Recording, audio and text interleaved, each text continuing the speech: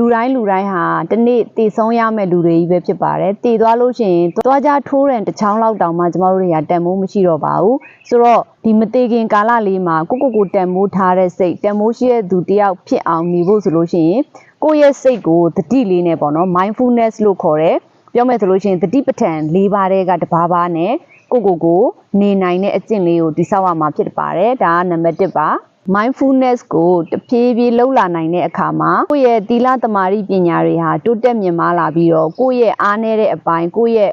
ဒီ dark side တွေပေါ့နော် dark side တွေကိုမပြချင်တဲ့အပိုင်းတွေဟာတဖြည်းဖြည်းလျော့ပါလာမှာဖြစ်ပါတယ်ကိုဟာတန်မိုးရှိတဲ့လူတစ်ယောက်အဖြစ်ပြောင်းလဲလာမှာဖြစ်ပါတယ်နံပါတ်2ကတော့ခက်တဲ့အလုပ်ကိုတဖြည်းဖြည်းချင်းတိုးလုပ်ရမယ်လို့ပြောတာ哦ဆိုတော့ခက်တဲ့အလုပ်တွေဆိုတာကကျမတို့တွေလောကီမှာဒီလောကစီးပွားဥစ္စာရှာတဲ့နေရာမှာပညာရှာဖွေတဲ့နေရာတွေမှာကျမတို့တွေကခက်တဲ့အလုပ်ဆိုရင်မလုပ်ချင်ကြဘူးအဲ့ဒီအတွက်တဖြည်းဖြည်းချင်းနည်းနည်းချင်းစီ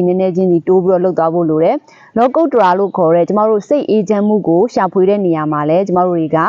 ခက်တဲ့အရာကိုမလုပ်ချင်တဲ့အရာကိုတဖြည်းဖြည်းချင်းလေ့ကျင့်သွားလို့ရတယ်ပေါ့နော်ဥပမာတရားထိုင်တာဆိုလို့ရှိရင်ကျမတို့တွေက1နာရီ2နာရီမထိုင်နိုင်သေးဘူးဆိုရင်တောင်မှ9မိနစ်10မိနစ်ကနေစပြီးတော့သွားလို့ရပါတယ်ဒီလိုမျိုးတဖြည်းဖြည်းချင်းတိုးပြီးတော့ခက်တဲ့အလုပ်ကလေးတွေကိုလုပ်ပေးသွားဖို့လိုအပ်ပါတယ်နံပါတ်3ကတော့ကိုမီခိုနေထိုင်ရတဲ့သဘာဝပတ်ဝန်းကျင်သဘာဝလောကကြီးအပါအဝင်ဒီတက်ရှိတက်မဲ့လောကသဘာဝတရားတွေကိုကျမတို့တွေကချစ်ခင်ဖို့လိုပါတယ်စောက်ရှောက်ပေးဖို့လိုပါတယ်ဒီကဘာကြီးမှာကိုတယောက်တည်းရှင်သန်လို့မရပါဘူးအဲ့ဒီအတွက်ကိုနဲ့အတူတူရှင်သန်နေထိုင်ကြတဲ့လူပုဂ္ဂိုလ်တွေတက်ရှိတက်မဲ့ဒီသဘာဝတရားတွေကိုကျမတို့တွေကလေးစားဖို့လိုတယ်ချစ်ခင်ဖို့လိုတယ်သူတို့အကျိုးကိုလည်းကျမတို့တွေကဆောင်ရွက်ပေးဖို့လိုပါတယ်ကိုဘဝပြည့်စုံကြွယ်ဝလာဖို့ဒီတောတောင်ရင်မြေသဘာဝတွေလူပုဂ္ဂိုလ်တွေနော်ဒီအတိုင်းအဝိုင်းတွေအကုန်လုံးကဖြည့်ဆည်းပတ်မိုးပေးနေတာဖြစ်တဲ့အတွက်အားလုံးကိုကျေးဇူးတင်တယ်ဆိုတဲ့စိတ်နဲ့နေထိုင်သွားမယ်ဆိုလို့ရှိရင်ရှောက်သွားမယ်ဆိုလို့ရှိရင်ဘဝဟာပို့ပြီးတော့အတိတ်ပဲရှိလာပါတယ်ပို့ပြီးတော့တန်မိုးရှိလာမှာဖြစ်ပါတယ်ကိုနဲ့ဆ